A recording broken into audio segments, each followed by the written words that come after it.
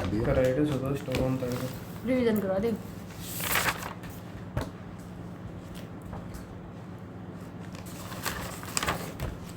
हरित गृह प्रभाव क्या है? ग्रीन हाउस इम्पैक्ट क्या है? हैं? अरे हाई- ग्रीन हाउस ये गैसों के natural कारण है। जो क्या तापमान बढ़ रहा है उसे क्या बोलते हैं? हरित गृह प्रभाव पड़ते हैं। इसमें किसकी कार्बन डाइऑक्साइड की क्या पाई जाती है? एक लेयर पाई जाती है जिसके अंदर सूर्य से आने वाली प्रकाश की किरणें आ तो जाती हैं कम देर, लेकिन अधिक तरंग देर है कि प्रकाश की किरणें पूरी निकल नहीं पाती। कहाँ पे? वापस। जिससे क्या होता है? बच है खड़े है जिससे क्या हो जाए? अवशोषित हो जाती है। क्या हो जाती है? अवशोषित। जिसके कारण क्या होता है? सिगम ने मान लेगी जिसके कारण क्या हो जाती है? कर जाएंगे ना साहब। अवशोषित। सपड़ो लगे सुनते रहे। क्या हो जाती है? अवशोषित जिससे क्या होती होता है। है? तापमान बढ़ता है। क्या होता है हरित गृह प्रभाव? पूरा बोला ऐसे वैसे। परिभाषा बोल एक्टिवेट। अब जो मैंने बोला वैसे वैसे मैं बाहर से बोला 2 मिनट हाँ मैं बताऊँ ये सूर्य तो कम से कम रिवीजन करा रहा हूँ आने तब तो 1-2 याद करके आते हो पूरा। बता हाँ? अभी तो- मैंने बताया वो तो सारे समझाइए। बता। हाँ ये सनलाइट हाउस अर्थ पे वो एक थिक लेयर है CO2 की और अदर गैसेस की वो ऊपर मतलब रहो है जब उकमा धरती पास जाओ से फिर मतलब high temperature high green house कैसे क्या होते हैं? ग्रीन हाउस कैसे क्या होते हैं? पृथ्वी का तापमान बढ़ ये क्या करते हैं? पृथ्वी का तापमान बढ़ाते हैं। क्या बढ़ाते हैं? तापमान। तापमान। जो तापमान को क्या करते हैं? मेंटेन करते हैं। औसत तापमान कितना है पृथ्वी का? 15 सेल्सियस। डिग्री अगर ग्रीन हाउस सेल्सियस। कैसे नहीं होंगे तो कितना होगा? -19 -19 डिग्री सेल्सियस। सेल्सियस। जिसके अंदर सनलाइट आती है किसके अंदर? पृथ्वी के अंदर। कौन से कम तरंग दैर्ध्य की सनलाइट आएंगी किसके अंदर? पृथ्वी के अंदर। ऊपर क्या पाई जाती है? पृथ्वी के ऊपर CO2 की एक लेयर पाई जाती है और अन्य गैसों की जो वापस अधिक तरंग दैर्ध्य की क्या जाती है? तरंगे जाती है। तो बाद के अंदर ये क्या नहीं पाती? पूर्ण तरीके से निकल नहीं पाती। यहाँ पे क्या कर ली जाती है? ऑब्जर्व कर ली जाती है। जिसके कारण क्या हो जाता है? तापमान बढ़ जाता है। जिससे तापमान क्या होता है? मेंटेन होता है। कितना है औसत तापमान? 15 सेल्सियस। अगर नहीं होगा तो ग्रीन हाउस इम्पैक्ट -19 सेल्सियस क्या होगा? तापमान होगा। क्या होगा? 19 सेल्सियस तापमान होगा। फिर ग्लोबल वार्मिंग क्या है? पृथ्वी के जो निचले भाग के अंदर क्या पाया जाना? तापमान का अधिक पाया जाना। निचला भाग कौन सा है? सौरमंडल। सौरमंडल के अंदर क्या हो जाना? तापमान अधिक मात्रा में हो जाना। क्या हो जाता है? ये कैसी एक प्राकृतिक घटना है। और वैसे कितना टेम्परेचर होता है? औसत 15 सेल्सियस। अगर ग्रीन हाउस कैसे नहीं हो तो -19 डिग्री सेल्सियस। जलवायु परिवर्तन को एक दिन में हो जाता है क्या? लंबे समय के होने वाली क्या है? प्रोसेस है। लगभग 100 वर्षों के अंदर बोलते जाओ साथ साथ। लगभग 100 वर्षों के अंदर परिवर्तित होता है। 100 वर्षों में कितना परिवर्तन हो? 2 डिग्री सेल्सियस। अगर परिवर्तित हो जाएगा तो उसको किस में कंसिडर करेंगे? क्लाइमेटिक चेंज के अंदर। किसके अंदर? क्लाइमेट के अंदर। ग्रीन हाउस प्रभाव के कारण क्या है? एक तो प्राकृतिक है, एक मानवजनित। इसके अंदर क्या है? CO2 कार्बन डाइऑक्साइड, जलवाष्प और मीथेन और ओजोन। ये तो क्या है? प्राकृतिक कारण है। इसी के अंदर क्या है? मानवजनित कारणों के अंदर CO2 मीथेन और नाइट्रस ऑक्साइड ये क्या है? फ्लोरिनेटेड गैसेज जिसमें HFC, PFC और SF6। ग्रीन हाउस के तो जिम्मेदार कितने सेक्टर हैं? 4 सेक्टर हैं। एक तो पावर स्टेशन, एक एग्रीकल्चर सेक्टर, एक इंडस्ट्रियल और एक ट्रांसपोर्टेशन। एग्रीकल्चर पावर स्टेशन के ऊर्जा संयंत्र के अंदर सबसे ज़्यादा क्या होता है? उत्सर्जन किसे? ग्रीन हाउस गैसों का सबसे ज़्यादा उत्सर्जन कहाँ से होता है? पावर ऊर्जा संयंत्रों से। कितना %? 25%। और एग्रीकल्चर से 24%। कितना? 24%। इंडस्ट्री से कितना होता है? 21%। और ट्रांसपोर्टेशन से 14% और बच गए जो अन्य जो भी होते हैं। जो मेन कोर सब सेक्टर कहते हैं 4। पावर सेक्टर से कितना होता है? 25%। एग्रीकल्चर से कितना होता है? 24%। और ट्रांसपोर्टेशन से कितना होता है? 14%। और इंडस्ट्री से कितना होता है? 21%। ग्रीन गैस को निवास स्थान ये देख लेना। कार्बन का घटता हुआ क्रम सबसे ज़्यादा ग्रीन हाउस कार्बन डाइऑक्साइड कहाँ पे की जाती है? उसे चाइना के अंदर कितनी? 30%। फिर बाद के अंदर USA के अंदर 15%। फिर यूरोपियन यूनियन के अंदर 9%। फिर भारत के अंदर 7%। फिर बाद में USA के अंदर रूस के अंदर 5%। ब्लैक कार्बन क्या होता है?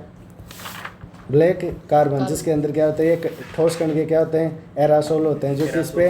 बर्फ के ऊपर जो किसके आंशिक दहन से ईंधन के आंशिक दहन से क्या निकलते हैं, फिर बाद के अंदर ये बर्फ के ऊपर जम जाते हैं, फिर क्या कर लेते हैं, उष्मा को अवशोषित, प्रकाश से उष्मा को अवशोषित करके वहाँ पे तापमान बढ़ा के क्या करते हैं, ग्लेशियर को पिघलाने का कार्य करते हैं। ऐसे ही क्या करता है ब्राउन कार्बन, ये कैसे होता है, कार्बनिक एरासोल जो पृथ्वी की सतह पर उपस्थित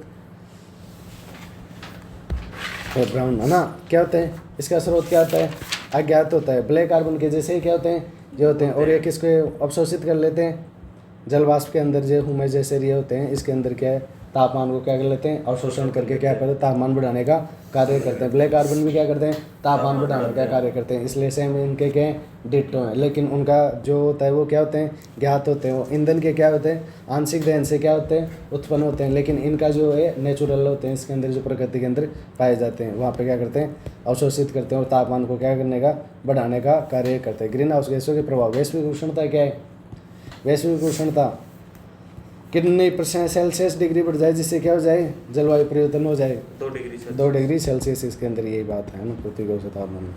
ग्लोबल वार्मिंग के प्रभाव के कारण क्या हो रहा है, ग्लेशियर पिघले, समुद्रों का तल बढ़ रहा है, और क्या है, वर्षा के प्रारूप में बदलाव हो रही है, गर्मी और लू के आ रहा है। प्राकृतिक आवासों को क्या हो रही है, क्षति। प्राकृतिक आवास क्या है, हाँ, जंतु प्रजाति, प्राकृतिक आवास क्या है, जैसे जीव जंतु की नेचुरल हैबिटाट, जैसे फॉरेस्ट डिफोरेस्टेशन हो रहा है इनकी वजह से। प्राकृतिक आवास बाय नेचुरल हैबिटाट, जीव जंतुओं का निवास स्थान। जंगल के अंदर अब तुम जंगल के काट रहे थे, अब जंगल को काटने के बाद में क्या हुआ, वहाँ पे वो प्राकृतिक आवास था किनका, जहाँ पे जंगल के अंदर रहने वाले जानवरों का, लेकिन जैसे तुमने जंगल को काट दिया, बाद में क्या हुआ, वहाँ पे प्राकृतिक जो आवास था उसको क्या कर दिया तूने, उजाड़ दिया। हमने थोड़ी बसाया था उनके लिए घर, लेकिन उन्हें प्रकृति ने जो घर बसाया था उनको तुमने क्या कर दिया, उजाड़ दिया। ये क्या है, प्राकृतिक आवासों का क्षति होना, बीमारियों तथा महामारियों का तेजी से बढ़ना, प्रवाल भित्तियों का विरंजन होना, समुद्र तापमान बढ़ने का अनेक जलीय जीवों क्या हो रही है, क्षति हो रही है। फिर है स्टॉकहोम सम्मेलन, कब हुआ स्टॉकहोम सम्मेलन, 1972 के अंदर। ये क्या है, संयुक्त राष्ट्र का, इसका आधिकारिक नाम क्या है, संयुक्त राष्ट्र का मानव विकास सम्मेलन। क्या है, संयुक्त राष्ट्र का मानव विकास सम्मेलन, मानव विकास सम्मेलन, मानव विकास होगा, मानव पर्यावरण क्या है, संयुक्त राष्ट्र का मानव पर्यावरण सम्मेलन। क्या है, मानव पर्यावरण सम्मेलन किसका है, संयुक्त राष्ट्र का।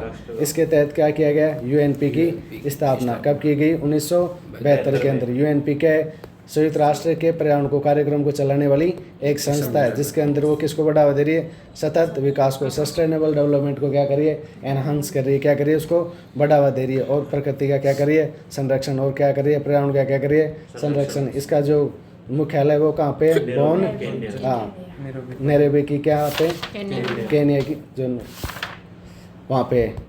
और बाद के अंदर यूएनपी किसका कार्य कर रही है, सतत विकास की, सतत विकास को बढ़ावा देती है और पर्यावरण को संरक्षण का कार्य करती है। ये क्या है, स्टॉकहोम सम्मेलन। स्टॉकहोम सम्मेलन के लास्ट के अंदर एक घोषणा पत्र जारी किया गया है। क्या किया गया, घोषणा पत्र, जिसे क्या कहते हैं, स्टॉकहोम घोषणा पत्र। क्या कहते हैं, स्टॉकहोम घोषणा पत्र। इसके अंदर इसे क्या कहते हैं, स्टॉकहोम घोषणा पत्र को मैग्ना कार्टा, मैग्ना कार्टा। पर्यावरण संरक्षण का क्या कहते हैं, मैग्ना कार्टा। क्या कहते हैं, मैग्ना कार्टा। और इसके अंदर और किसने शिरकत की, 5 जून को ये क्या हुआ, सम्मेलन में आरंभ हुआ था, इसलिए 5 जून को क्या, विश्व पर्यावरण दिवस। ओजोन दिवस कब मनाते हैं, 16 सितंबर को। कितने, 16। इस सम्मेलन में भारत के तत्कालीन प्रधानमंत्री किसने भी शिरकत की थी। फिर रियो सम्मेलन या पृथ्वी सम्मेलन कब हुआ, 1992 के अंदर। इसका क्या था, आधिकारिक नाम, पर्यावरण सम्मेलन पे संयुक्त राष्ट्र का मानव विकास सम्मेलन। वो क्या था, संयुक्त राष्ट्र का मानव पर्यावरण सम्मेलन। क्या, मानव पर्यावरण सम्मेलन। ये क्या है, संयुक्त राष्ट्र का पर्यावरण व विकास सम्मेलन। पर्यावरण व विकास सम्मेलन। क्या है, पर्यावरण व विकास सम्मेलन। वो क्या था, संयुक्त राष्ट्र का मानव व विकास, मानव व पर्यावरण सम्मेलन,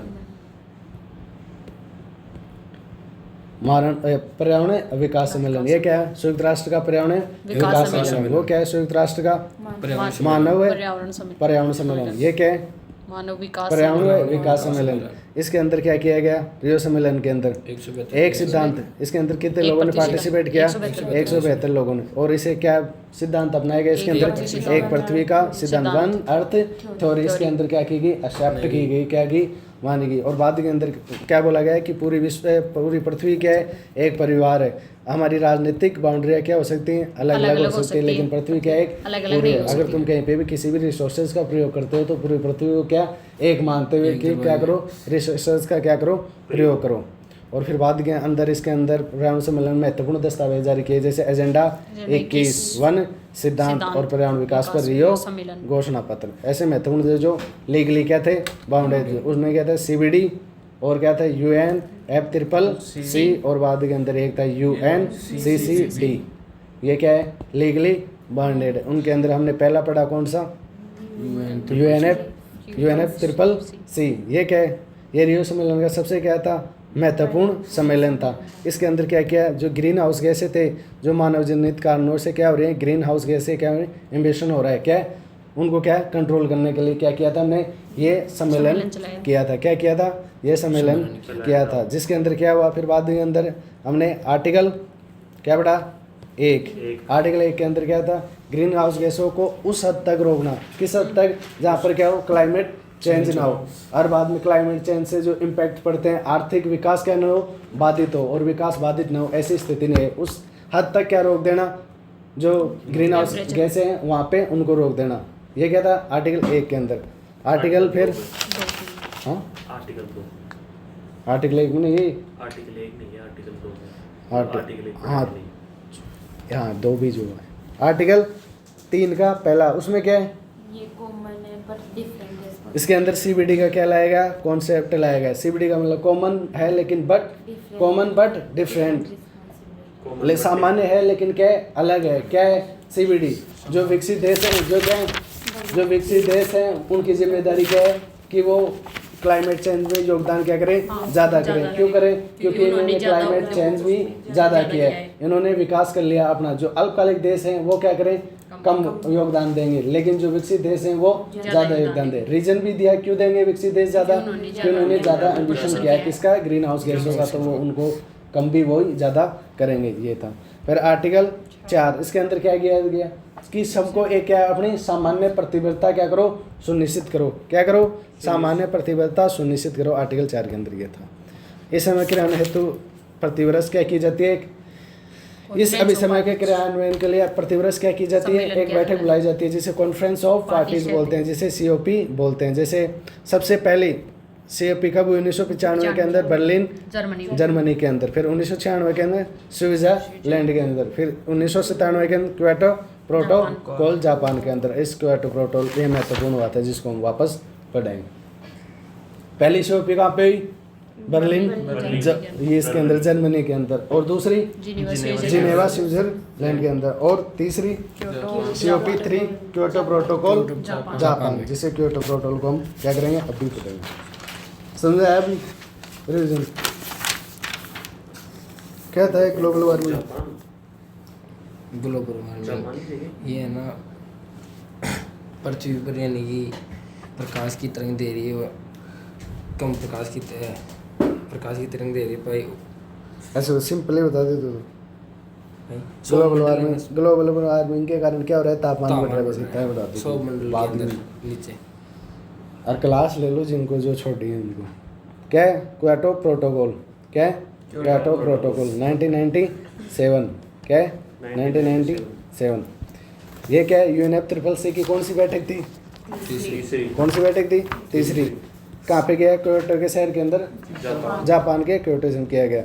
इस सम्मेलन में जलवायु परिवर्तन को नियंत्रित करने के लिए जो दस्तावेज जारी किया गया उसे क्या कहते हैं, क्योटो प्रोटोकॉल कहते हैं। क्या कहते हैं, क्योटो प्रोटोकॉल। किसे कहते हैं क्योटो प्रोटोकॉल। इस सम्मेलन के अंदर जो मतलब प्रस्तावित किया गया उसे क्योटो प्रोटोकॉल कहते हैं। हाँ, जो घोषणा पत्र जारी किया गया तो उसे क्या बोलते हैं, क्योटो प्रोटोकॉल। यह प्रोटोकॉल औद्योगिक रूप से विकसित देशों में ग्रीन हाउस गैसों के उत्सर्जन के को क्या करता है, स्टेबलाइज कम करता है, प्रतिबंधित करता है, प्रोहिबिट करता है। यह प्रोटोकॉल औद्योगिक रूप से क्या है, विकसित देशों को ग्रीन हाउस गैसों के उत्सर्जन के लिए क्या करता है, प्रतिबंधित करता है। क्या करता है, प्रतिबंधित। जो देश विकसित हो गए हैं अब वो क्या नहीं करें, ग्रीन हाउस गैसों का क्या नहीं करें, उत्सर्जन नहीं करें। क्या नहीं करें, जो देश क्या हो, जो कंट्रीज क्या हो गए डेवलप हो गए वो क्या नहीं करें, ग्रीन हाउस गैसों का इमिशन ना करें। इसके लिए क्या करता है, प्रोहिबिट करता है। क्या करता है, प्रतिबंधित करता है। यह समझौता फरवरी 2005 से प्रभावी हुआ। कब वहाँ से प्रभावी हुआ? फरवरी 2005। 21 मार्च 1995 से कौन सा 1994 से कौन सा स्टार्ट हुआ? 21 मार्च 1994 से कौन सा सम्मेलन है? क्यूटो से पहले क्या क्यूटो? कहीं खेतु 1994 वो स्टॉकहोम। अब यूएनएफ ट्रिपल सी कब से स्टार्ट हो रहा है? ये तो 97 से। अच्छा, ये तो तीसरी बैठक है इसकी। 95 तो बर्लिन जर्मनी में हुआ। और 1992 के अंदर क्या हुआ था? ये हुआ था। फिर बाद में 21 क्या 2 साल के लिए क्या किए गए? 50 देशों के अनुमोदन और बाद के अंदर हस्ताक्षर के बाद के अंदर क्या हुआ? स्टार्ट हुआ यूएनएफ ट्रिपल सी। कब? 1994 से। 1995 के अंदर क्या हो गया? फिर फर्स्ट बैठक होगी 1996 में, 1997 में। फिर 1996 में क्या वही था ये 1936 में। क्या 36? बताइए तो। 1992 में सदस्य देशों हस्ताक्षर जारी किया गया, जिस पर 50 सदस्यों के हस्ताक्षर अनुमोदन के 50। 21 मार्च 1994 क्या हो गया? प्रभावी हो गया। क्या हो गया? UNF triple C. याद रखो, कम से कम सन को तो रट्टा मार लेते। हाँ, जो कौन रहा क्या क्योटो प्रोटोकॉल कब हुआ? 1997 के अंदर। 1997 के अंदर क्या हुआ? Kyoto protocol. क्या है क्योटो प्रोटोकॉल? ये एक जो मतलब वो जारी करे जो ना प्रोटोकॉल। अरे क्योटो के अंदर जो घोषणा पत्र जारी किया गया उसे क्या बोलते हैं? क्योटो प्रोटोकॉल बोलते हैं। अब क्या है इसके अंदर वो तो पढ़ेंगे, लेकिन इतना तो याद। यह प्रोटोकॉल औद्योगिक रूप से विकसित देशों के में ग्रीन हाउस गैसों को उत्सर्जन करने के लिए क्या करता है? प्रतिबंधित करता है। जो क्या डेवलप कंट्री हैं वो क्या करें? ग्रीन हाउस गैसों का इमिशन करें, उनको क्या करता है? प्रोहिबिट करता है। कौन करता है? Kyoto protocol. यह समझौता फरवरी 2005 से क्या हुआ? प्रभावी है। यूएनएफ ट्रिपल सी कब से प्रभावी हुआ? फरवरी 2005 21 फरवरी 1994 से। कब से? 21 फरवरी 1994 से यूएनएफ ट्रिपल सी क्या हुआ? प्रभावी हुआ। और क्योटो प्रोटोकॉल के प्रावधान क्या है? अनुसूची 1 21 मार्च 1994 उसमें उन ग्रीन हाउस गैसों को रखा गया है जिनके उत्सर्जन को कम करने के प्रयास किए जाएंगे। अनुसूची 1 के अंदर क्या रखा गया? क्योटो प्रोटोकॉल के अंदर अनुसूची बनाई गई, जिसके अंदर अनुसूची 1 के अंदर लिखा गया है इसमें उन ग्रीन हाउस गैसों को रखा गया है जिनको क्या करना है? उनको कम करने का प्रयास करना है। क्या करना है? कम करने का। कौन से हैं? Carbon dioxide, methane, Nitrox oxide, perfluorocarbon, HFC, hydrofluorocarbon और सल्फर हेक्साफ्लोरोकार्बन। फ्लोराइड। ऐसी क्या ये क्या यहाँ पे रख ली? 6 यहाँ पे रख ली। कौन सी गैसें रख ली जिसको क्या करना है? कम करना है। इसमें कौन सी अनुसूची में रखा गया? अनुसूची 1 में क्या है? जिन ग्रीन हाउस गैसों का क्या करना है? उत्सर्जन कम करना है, उनको रखा। कौन सी है? Carbon dioxide, methane, nitrous oxide और परफ्लोरोकार्बन, हाइड्रोक्लोरोकार्बन HFC और सल्फर हेक्साफ्लोरोकार्बन, ये इसके अंदर रखे गए। समझे? अनुसूची 1 के अंदर क्या है? अनुसूची 1 के अंदर मतलब अनुसूची 2 के अंदर अनुसूची 1 गैसों का उतना उत्सर्जन किया जाए और वो आर्टिकल में मत जाए। अनुसूची 1 6 गैसों को वो अभी जो पढ़ा है मतलब वो उसकी बात कर रहा हूँ। 6 गैसों को रखा गया उत्सर्जन को कम करने वाले गैसों को शामिल किया गया, जिनको मतलब जिनका उत्सर्जन कम करना है। उत्सर्जन कम करना है। हाँ, अनुसूची 1 में क्या है? जिनका उत्सर्जन कम करना है वो ग्रीन हाउस गैसों को इसमें रखा गया है। कौन कौन से? Carbon dioxide, methane, nitrous oxide, hydrofluorocarbon, sulphur hexafluorocarbon और नाइट्रस ऑक्साइड, परफ्लोरोकार्बन। ये क्या रखेगी?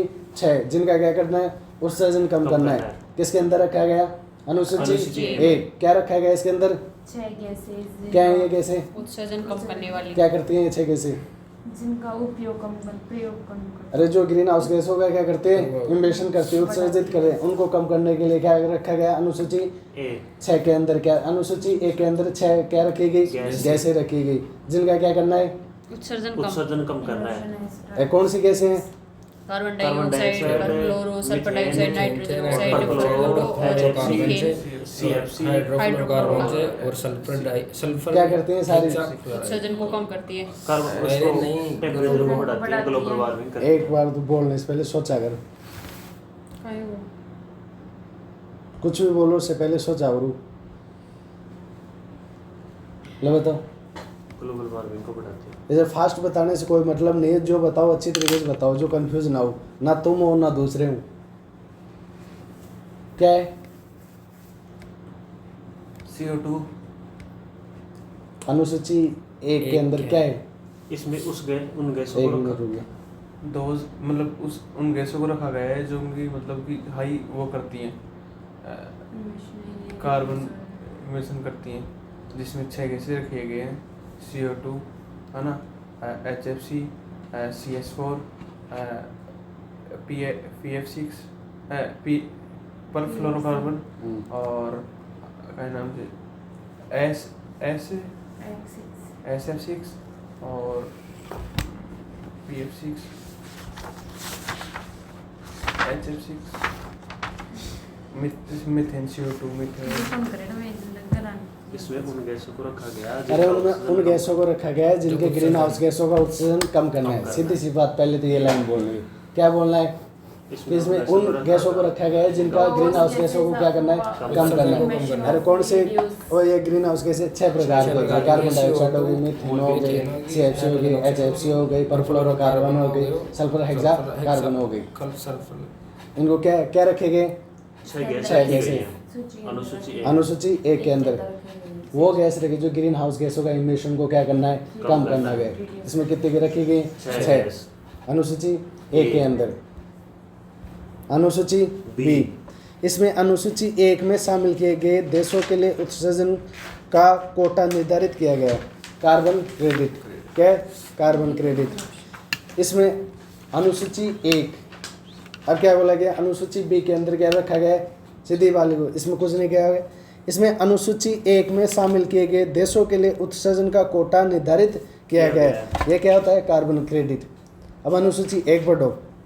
इसमें औद्योगिक रूप से विकसित देश जैसे OECD के सदस्य, विकसित और जो विकसित प्लस इंडस्ट्रियल वाल और क्या है, organisation for economic cooperation and development के क्या है, सदस्य हैं, तथा ऐसे देश जिनकी अर्थव्यवस्था संक्रमण से गुजर रही थी, जैसे बाल्टिक देश, सोवियत संघ, अलग हुए देश और मध्य तथा पूर्व यूरोप देश के अंदर शामिल है। इन देशों को ग्रीन हाउस गैसों के उत्सर्जन में कटौती करना क्या होगा?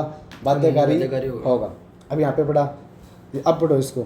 इसमें अनुसूची एक में शामिल किए गए देशों के लिए उत्सर्जन का कोटा निर्धारित किया गया है। क्या किया गया? उत्सर्जन का कोटा किया गया।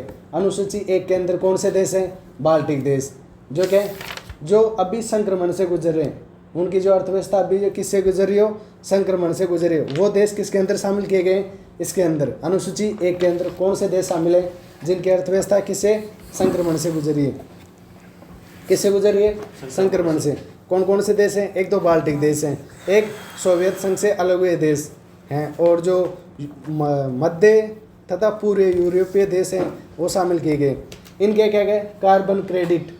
कार्बन क्रेडिट का मतलब होता है जितने कार्बन के उनको दिया जाएगा उतने का क्या करें, वो उत्सर्जन कर सकते हैं, उसके अलावा वो उत्सर्जन नहीं कर सके। उसके अलावा करना है तो कार्बन क्रेडिट को क्या होगा? दूसरे देश से क्या होगा?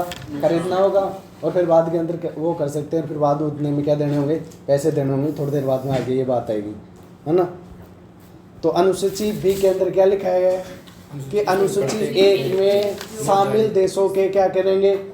कार्बन क्रेडिट की क्या लिमिट क्या की गई? निर्धारित की गई कि वो कितना कार्बन उत्सर्जन कर सकते हैं और कितना नहीं कर सकते। अब अनुसूची बी के अंदर कितने? अनुसूची एक के अंदर कौन कौन से सदस्य देश? एक तो बाल्टिक देश, क्या है? बाल्टिक देश। एक सोवियत संघ से अलग हुए देश, और एक क्या है? मध्य और पूर्व यूरोपीय देश हैं। किसके अंदर?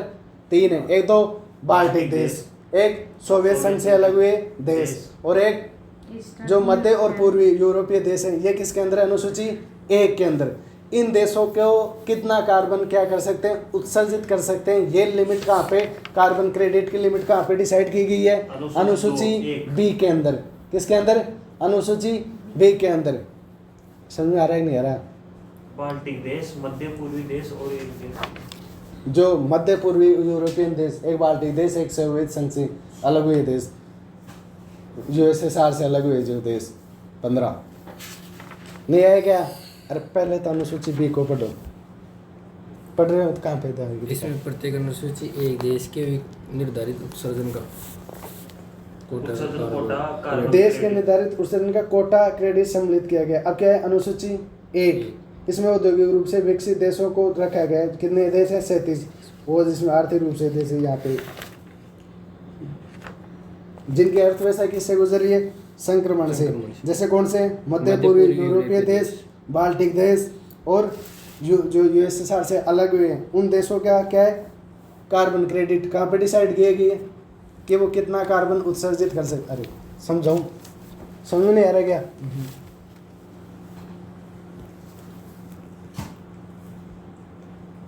ये क्या है? अनुसूची 1 के अंदर क्या है?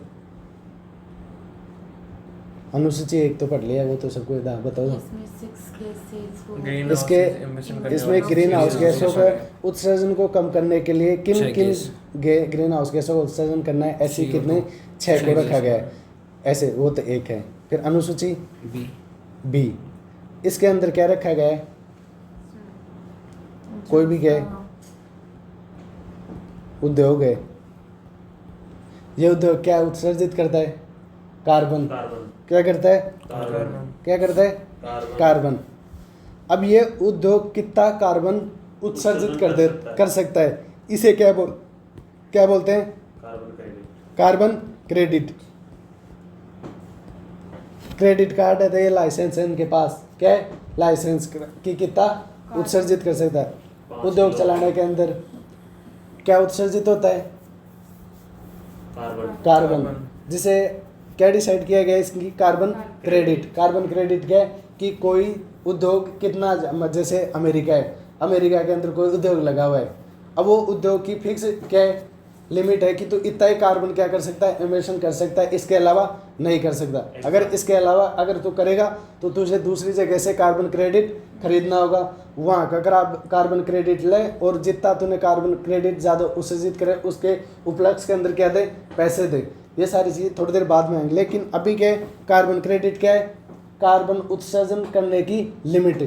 क्या है? कोई भी उद्योग के अंदर कार्बन कितना उत्सर्जित कर सकता है, ये क्या है? Carbon credit. क्या है? Carbon credit. अब ये क्या? अनुसूची बी के अंदर क्या रखा गया? अनुसूची बी के अंदर बोला गया कि अनुसूची 1 के अंदर, अनुसूची 1 के अंदर जो देश शामिल हैं, क्या है? शामिल है। वो कितना क्या कर सकते हैं? कार्बन उत्सर्जित कर सकते हैं। ये लिमिट कहाँ पे है? अनुसूची बी के अंदर। और ये देश कौन से के अंदर है? अनुसूची 1 के अंदर। अब अनुसूची 1 के अंदर उन्होंने वो देश शामिल किया जिनकी अर्थव्यवस्था कहाँ से गुजर रही है? संक्रमण से। किन से? संक्रमण से। ऐसे कितने देश हैं? 37 देश हैं। क्या देश हैं? 37। जैसे अब एग्जाम्पल देता हूँ, यूरोपीय जो पूर्वी और मध्य यूरोपीय देश हैं, बाल्टिक देश हैं, और एक कौन सा है? यूएसएसआर से जो अलग हुए हैं वो देश है। ऐसे मिल मिलाकर कितने टोटल देश हैं? 37 देश हैं। 37 कंट्रीज हैं। अब वो कितना कार्बन क्रेडिट उत्सर्जित करेंगे, ये कहाँ पे लिखा हुआ है? अरे अनुसूची बी के बी अंदर। में। किसके अंदर? अनुसूची बी में तो बोल रहा हूँ ऐसे। समझ में आया ये दोनों आ गया कि अनुसूची 1 के अंदर क्या लिखा हुआ है? कि अनुसूची 1 के अंदर लिखा गया है कि 37 कंट्रीज हैं, 37 कंट्रीज हैं जो कि नाम है अनुसूची ए के अंदर तो यही ए है। है, अरे A से। एक और ए दोनों के अंदर ABCD वाला ए और गणित वाला एक है। अच्छा, अनुसूची 1 पूछ रहे हो। अनुसूची ए के अंदर औद्योगिक रूप से मतलब जो 37 देश हैं उनको रख। जो 37 संक्रमण से गुजर रही है ना, जो उनकी अर्थव्यवस्था किससे गुजर रही है? संक्रमण संक्रमण से। से। अरे उनकी दशा है ना, वो लड़खड़ा रही है। क्या है? लड़खड़ा रही है। वैसे कितने देश रखे गए? 37 देश। अब वो कितना कार्बन उत्सर्जित कर सकते हैं, वो कितना उद्योगों के अंदर कार्बन उत्सर्जित करे, ये लिमिट कहाँ पे लिखी हुई है? अनुसूची फर्स्ट में अनुसूची बी में यहाँ पे है। कोऑपरेशन एकेडमी के अंदर कितने मेंबर है? 7। ये 7 मेंबर ही रहेंगे, हम वो ये अनुसूची एक में। अलग से बाहर एक अनुसूची बना दे। कोऑपरेशन एकेडमी में कितने आदमी रहेंगे, कितने लोग रहेंगे, इसके लिए एक हम अनुसूची बना दें। क्या बना दें? अनुसूची। वो कौन सी? अनुसूची 1 है, जिसके अंदर क्या लिखा है? देश शामिल है।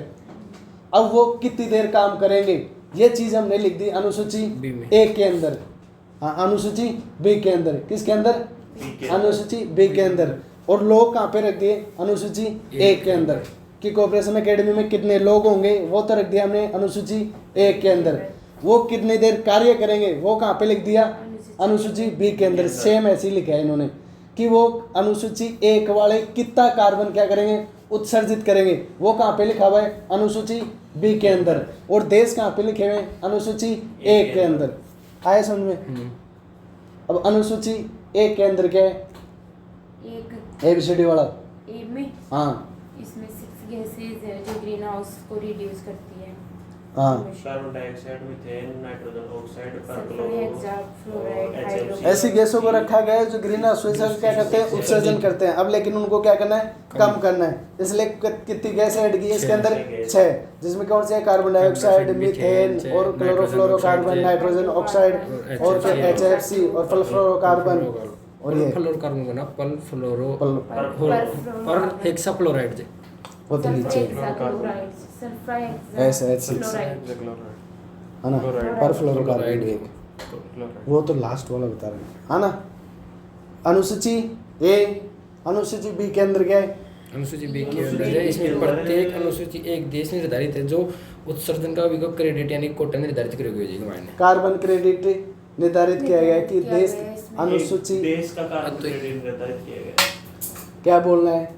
अनुसूची बी का जैसे नाम आ जाए इसमें सीधा बोलना। पहले अनुसूची बी का नाम है, इसी के अंदर हमें लेना नाम अनुसूची ए का। अनुसूची ए के अंदर शामिल देश कितना कार्बन क्रेडिट उत्सर्जित कर सकते हैं, ये लिमिट कहाँ पे डिसाइड की गई है? अनुसूची बी के अंदर।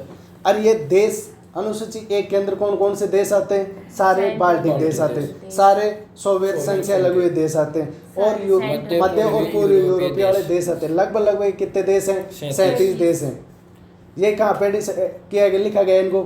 अनुसूची 1 के अंदर। अनुसूची बी के अंदर किनको लिखा गया है? जो एक मतलब उसका इन्हीं देशों को जो क्या कर सकते हैं? कार्बन क्रेडिट कितना कर सकते हैं, ये लिमिट कहाँ पे लिखी गई है? बी के अंदर। आए समझ?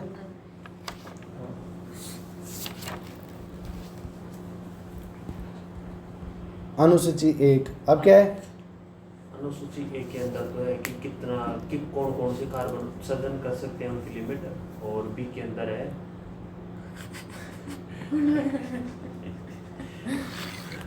बी के अंदर लिमिट है और कार्बन कौन से के अंदर एक क्रेडिट कार्बन। अनुसूची 2 2 सही। रोमन में लिखा हुआ है ये। अच्छा क्या है? अनुसूची दो। 2। इसमें ओ ये इसकी फुल फॉर्म क्या है? ऑर्गेनाइजेशन और इकोनॉमिक कोऑपरेशन एंड डेवलपमेंट। किसकी? Organisation OECD economic cooperation and आर्थिक डेवलपमेंट। सहयोग तथा विकास संगठन। Organization for OECD की। Economic Cooperation and Development। Organization economic cooperation development. इसमें विकसित सदस्य देशों को क्या किए गए? शामिल। OECD के अंदर किस देशों को शामिल किया गया विकसित है? देशों। विकसित देशों को। किसको? डेवलप्ड कंट्रीज को। अनुसूची 2 के अंदर OECD के अंदर ऑर्गेनाइजेशन इकोनॉमिक कोऑपरेशन डेवलपमेंट के अंदर किनका है? जिनका जिनके अर्थव्यवस्था का क्या है? एक संगठन है। क्या है? विकास का, अर्थव्यवस्था के विकास के लिए जो एक संगठन बना रखा है उसे क्या बोलते हैं? OECD। क्या बोलते हैं? OECD, organization economic cooperation development. इसके अंदर कौन से देश हैं? विकसित देश जो डेवलप कंट्रीज हैं वो क्या है? ऐड हैं। क्या है? शामिल हैं। इन देशों को अपने ग्रीन हाउस गैसों के उत्सर्जन में तो कमी करना ही है, साथ साथ विकासशील देशों के जो क्या है? EIT के देशों जिनकी अर्थव्यवस्था संक्रमण से गुजरे देशों को जलवायु परिवर्तन को नियंत्रित करने के लिए समन्वय तथा अनुकूलन हेतु वित्तीय क्या देनी होगी? सहायता प्रदान करनी होगी। क्या बोल रहा है? कि इसमें जो ये ग्रीन मतलब हाउस इनको को अपनी तो रिड्यूस कार्बन करने के उत्सर्जन लिए कम जो करना ही होगा, फाइनेंशियल सपोर्ट लेकिन देना जो पड़ेगा उनको। वित्तीय जो मतलब है EIT जो देश कंट्रीज संक्रमण से गुजर रहे हैं उन देशों को भी सहायता देनी होगी। हाँ, क्या बोल रहा है? बता। ये जो ग्रीन हाउस को रिड्यूस करने पर जो फाइनेंशियल सपोर्ट जो फाइनेंशियल सपोर्ट देना है जो डेवलप कंट्री जो OECD का क्या है विकसित और भाग विकसित है, देश। जिसके अंदर उसमें सम्मेलन है, वो क्या है, वो ग्रीन हाउस गैसों को कम तो करेंगे, वो तो उनकी जिम्मेदारी है, लेकिन साथ साथ जो अल्प विकसित देश हैं जो संक्रमण से उनकी क्या गुजर रही है, अर्थव्यवस्था गुजर रही है, उनको भी क्या करेंगे, वित्तीय सहायता उपलब्ध करवाएंगे समन और अनुकूलन। समन का मतलब उत्सर्जन को कम करने के लिए, अंदर क्या करने के लिए, ग्रीन हाउस गैसों के उत्सर्जन को कम करने के लिए अपना क्या योगदान देंगे, किसके अंदर, संक्रमण से गुजर रही क्या अर्थ का मतलब कौन सी EI के अंदर ये इधर वाला EIT का मतलब कोई कौन सी? संगठन हो संघ अब भी है, वो भी है, जो यही है जो विकसित प्लस एक EIT, ये भी क्या है, एक ऑर्गेनाइजेशन उसके अंदर ही है, जिसके अंदर अल्प विकसित कंट्रीज आती हैं। कौन से आती हैं, EIT के अंदर जो संक्रमण से गुजर रही होती हैं वो कंट्रीज आती हैं इसके अंदर। जो OECD वाले इसके अंदर कौन से आते हैं, विकसित देश वाले, और EIT के अंदर कौन से आते हैं, जिनकी अर्थव्यवस्था संक्रमण से गुजरी। OECD वाले किसको सहायता उपलब्ध करवाएं, EIT वालों को, किसको करवाएं, EIT वालों को। EIT के अंदर कौन से देश आते हैं, संक्रमण। अब तुम इनको भी भूल जाओ तो सीधा बात करना है कि विकसित देश किनको सहायता उपलब्ध करवाएं, जिनकी अर्थव्यवस्था किससे गुजर रही है, संक्रमण से गुजर रही है। जो OECD का क्या है, भाग है, वो देश क्या करें, जिनकी अर्थव्यवस्था संक्रमण से गुजरे उनको क्या करवाएं, सहायता उपलब्ध करवाएं समन और अनुकूलन के लिए। समझाया। अनुसूची ABCD वाली A, उसके अंदर क्या लिखा हुआ है, गैसों को ग्रीन इसके हाउस अंदर शामिल किया गया है जो ग्लोबल वार्मिंग को बढ़ाती है। जो ग्रीन हाउस ग्रीन गैसों हाउस को गैसों क्या को करते हैं, उत्सर्जित ज़्यादा करती है। उत्सर्जित करते हैं, लेकिन अब उनको क्या करना है, कम करने के लिए क्या किया गया, उनको शामिल किया गया किसके अंदर, अनुसूची अनुसूची A के अंदर, वो 6 गैस। अनुसूची B के अंदर किसको शामिल किया गया है, इसके अंदर यानी कि अनुसूची 1, कार्बन क्रेडिट निर्धारित किया गया है। इसमें अनुसूची 1 वाले देशों के लिए कार्बन क्रेडिट का निर्धारण किया गया है अनुसूची B के अंदर। अनुसूची 1 वालों के लिए कार्बन क्रेडिट का क्या किया गया, निर्धारण किया गया अनुसूची B के अंदर। फिर अनुसूची A के अंदर क्या है, जो विकसित देश तथा जो संक्रमण से जिनकी अर्थव्यवस्था गुजर रही है, जो EIT का क्या है, सदस्य, वो उनको क्या किया गया, शामिल किया गया। जैसे लगभग कितने देश हैं, 37 देश हैं, जिसमें यूरोपियन यूनियन से के मध्य और पूर्वी देश और बाल्टिक देश और सोवियत संघ से अलग हुए सारे देश इसके अंदर क्या है, शामिल है, जिनकी अर्थव्यवस्था किससे गुजरी है, संक्रमण से। उन्हें किस में शामिल किया है, अनुसूची 1 के अंदर। और अनुसूची B के अंदर क्या बोला गया है, के अंदर कार्बन कार्बन क्रेडिट सम्मिलित किया जो गया। अनुसूची 1 के अंदर है उनका क्या है, कार्बन क्रेडिट कितना कर सकते हैं, वो इसके अंदर डिसाइड किया गया। अनुसूची 2 के अंदर इसमें यानी कि जो विकसित देश तथा संक्रामक देश थे ना, जो EIT को हाँ, सपोर्ट करेंगे, वित्तीय सहायता उपलब्ध करवाएं किसके लिए, पर्यावरण के जो ग्रीन हाउस गैसों के समान और अनुकूलन के लिए। समझ में आया, वापस बताऊं क्या किसी को, तू बता भाई।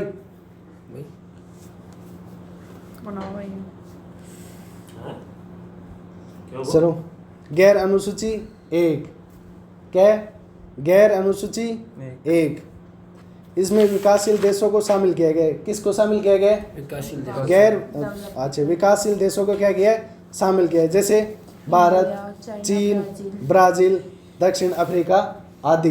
किस किस को शामिल किया गया, चीन, दक्षिण अफ्रीका, क्या है ये, डेवलपिंग कंट्री, विकासशील देश, क्या है, विकासशील देश। गैर अनुसूची 1 के अंदर किसको शामिल किया गया है, डेवलपिंग ब्राजील, कंट्री, इंडिया, जो चाइना, पहले तो ऐसे बोलो जो विकासशील विकासशील देश देश है। अब फिर बाद के अंदर 1-2 एग्जांपल भी आता है तो कोई बात। विकासशील देश के भारत है, चीन है, जैसे ब्राजील, तो सीधा से क्या बोलना, गैर अनुसूची 1 के अंदर विकासशील देशों को शामिल किया गया। कंट्रीज को इंक्लूड किया गया। हाँ, जो विकासशील देशों को किसमें क्या किया गया, शामिल किया गया। जैसे भारत, इंडिया, चीन, चाइना, ब्राजील, आदि। दक्षिण अफ्रीका आदि। अब क्या है, क्योटो प्रोटोकॉल 37। क्योटो प्रोटोकॉल औद्योगिक रूप से विकसित 37 कंट्रीज 37 देशों को क्या कहता है तथा यूरोपियन यूनियन को ग्रीन हाउस गैसों के उत्सर्जन में कमी का लक्ष्य निर्धारित करता है तथा इस कार्य के लिए उत्सर्जन का स्तर 1990 के उत्सर्जन स्तर से औसत 5% क्या किया है, कम निर्धारित किया गया है। किससे, 1990 के, अगर 1990 के अंदर 80% क्या हो रहा था, कार्बन का उत्सर्जन हो रहा था, तो उसका अब कितना, अब अपन ने लिया 5% कम करके 50 कितना ले लिया, 75%, क्या ले लिया, 75% क्या ले लिया हमने, 75%, ये ऐसा समझ नहीं आएगा ऐसे। अरे सन जो 1990 का क्या है, उत्सर्जन स्तर है किसका, कार्बन का, अब उसको वहाँ से कितना 5% कम लेना है। ऐसे मानो कि तब तक ऐसे मानो कार्बन उत्सर्जन 80% होता था, तो 5% करके क्या ले लिया, 75% से ज़्यादा क्या नहीं होना चाहिए, उत्सर्जन नहीं होना चाहिए, ये बात बोल रहा है कि क्योटो प्रोटोकॉल में औद्योगिक रूप से क्या है विकसित, जिनके अंदर उद्योग क्या हो गए प्रचुर मात्रा के अंदर है, वो उद्योगों के रूप से क्या है विकसित है, उन देशों के लिए क्या करता है, ये लिमिट डिसाइड करता है, क्या करता है, लिमिट डिसाइड करता है कितनी, 5% कम 1990 के उत्सर्जन के स्तर से, जो 1990 में जो एमिशन हो रहा था उसके 5% कम क्या किया गया है, लक्ष्य निर्धारित किया गया, इससे ज़्यादा जो औद्योगिक रूप से क्या है विकसित राष्ट्र हैं वो क्या नहीं करें, जो इसका एमिशन नहीं करें। समझ में आया। गैर अनुसूची 1 के अंदर क्या है, इसमें विकासशील देशों को क्या किया गया, शामिल किया गया है, कौन कौन से देश, जैसे चीन, ब्राजील, भारत, ये सारे दक्षिण अफ्रीका आदि।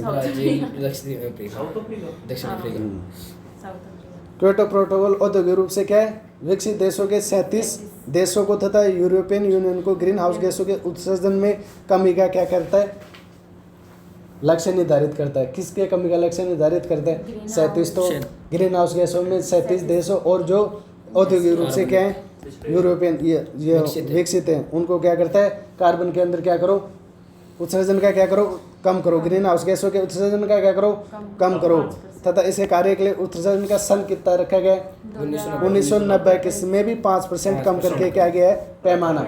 जैसे हमने थोड़े दिन पहले बात की थी औद्योगिक वो बढ़ा रहे थे, उसके अंदर बेस ईयर कितने लेते हैं, 2011-12, जो अभी 8 कोर सेक्टर्स है उनमें IIP निकालने के लिए वो कौन सा लेते हैं, सेक्टर 2011। इस प्रकार से ये क्या ले रहे हैं सेक्टर, जो मतलब बेस ये ले रहे हो 1990 का, 1990 में भी 5% कम करके, अगर 80% तक क्या होता है ग्रीन हाउस गैसों का इमिशन हो रहा है तो उसमें क्या कर दो 5% क्या कर दो रिड्यूस कर दो, फिर बाद के अंदर जो बचा 75%, उससे ज़्यादा अब क्या नहीं होना चाहिए, ग्रीन हाउस गैसों का क्या नहीं होना चाहिए, इमिशन नहीं होना चाहिए। किसके अंदर,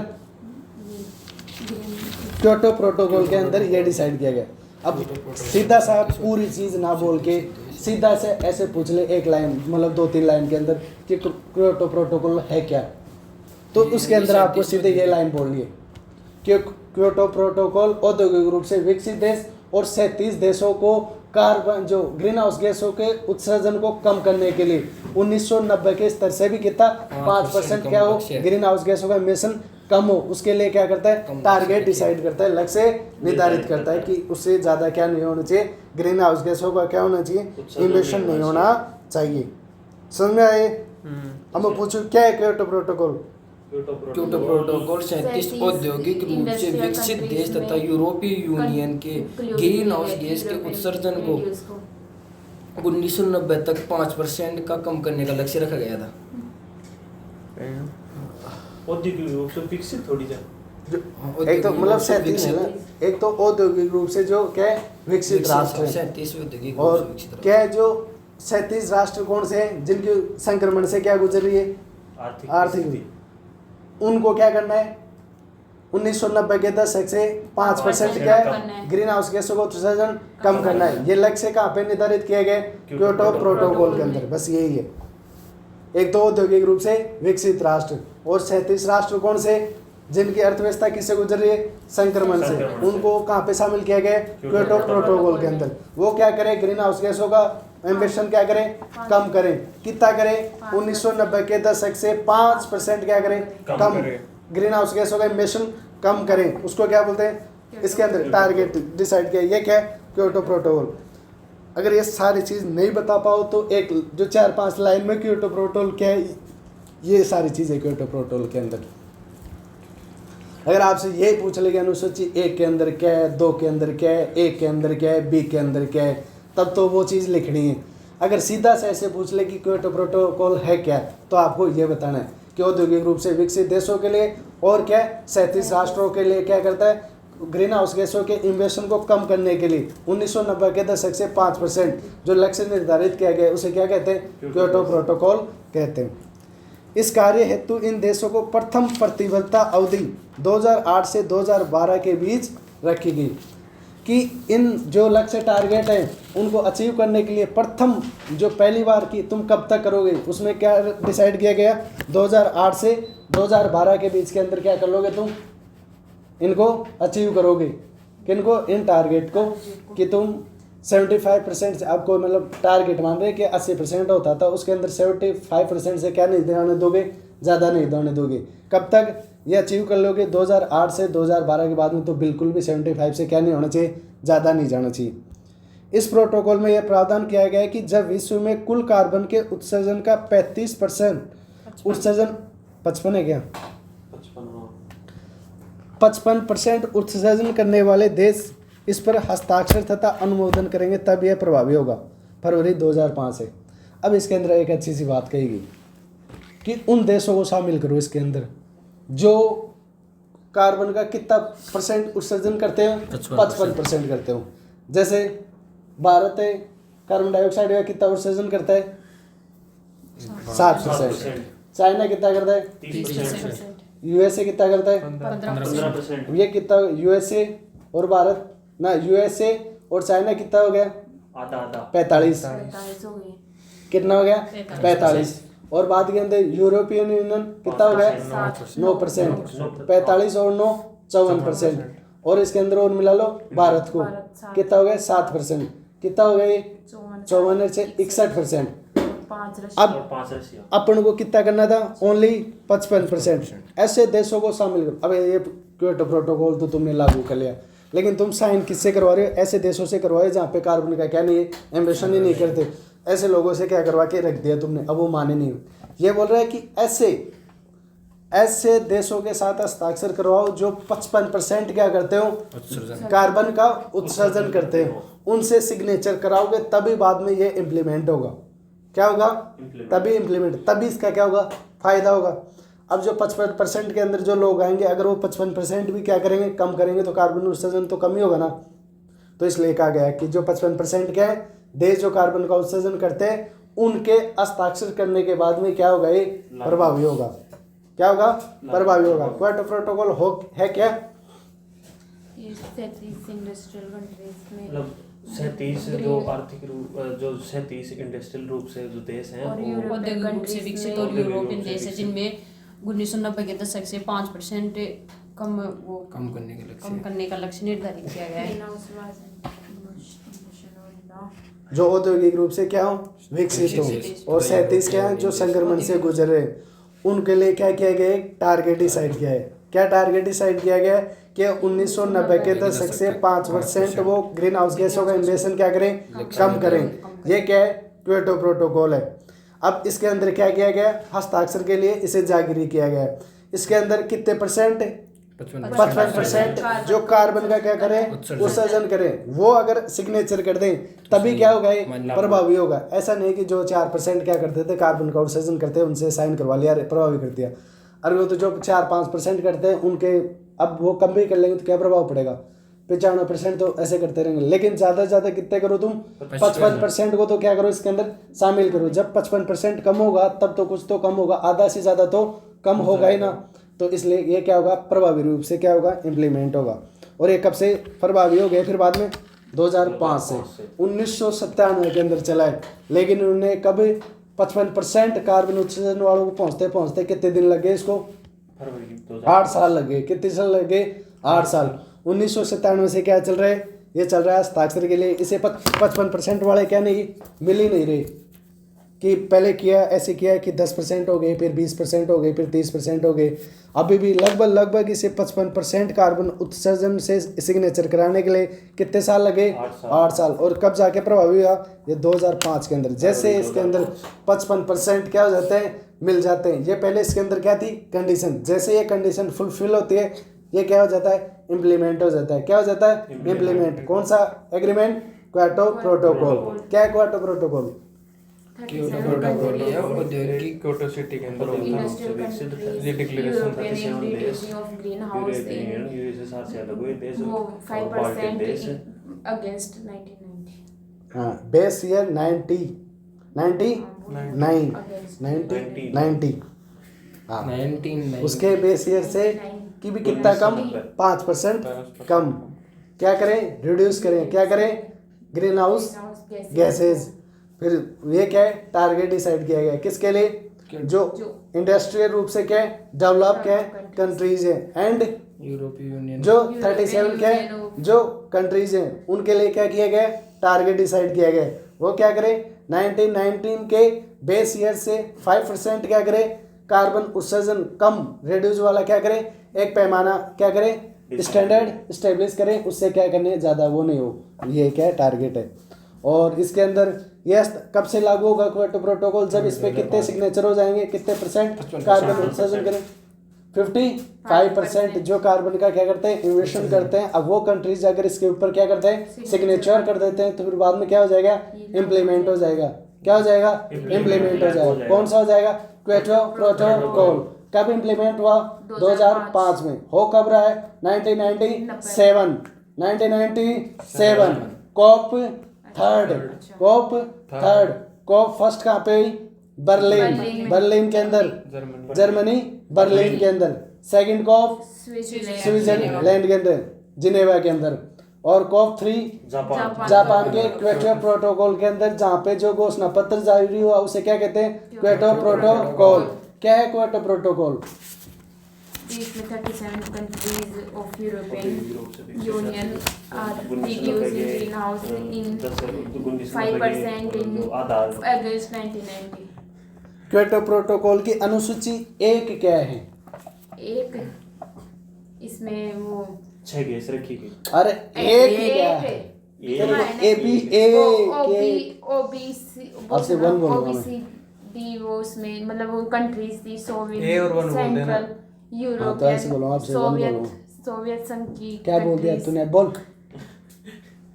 फायदा उठा रही है